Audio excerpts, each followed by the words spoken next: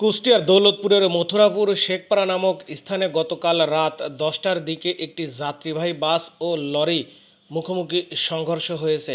এই সংঘর্ষে অন্তত 6 জন আহত হয়েছে।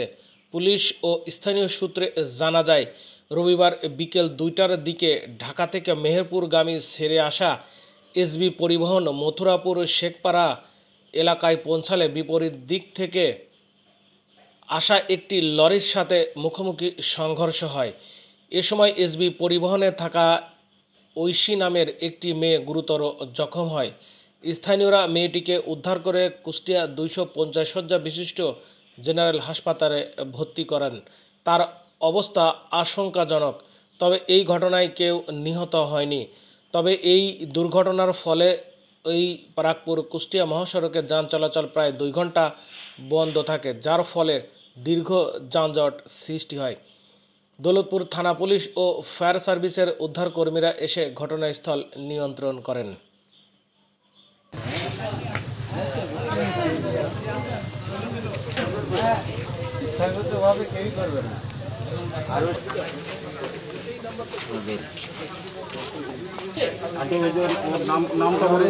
ঢাকাতে আসছিল ট্রাক্টর দেখতে পাই না কোনোদিন। কি কথাবার্তা বললেন আপনি? ভাই আসসালামু আলাইকুম। এই যে আলামিন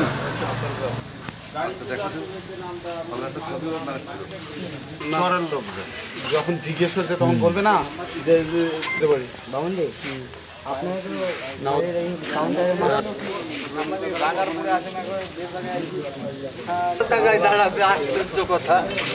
কথা না বললে হবে।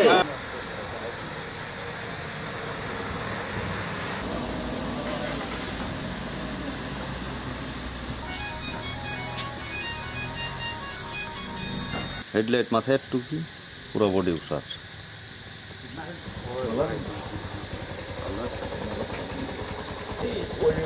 বাসের ড্রাইভার মোটরসাইকেল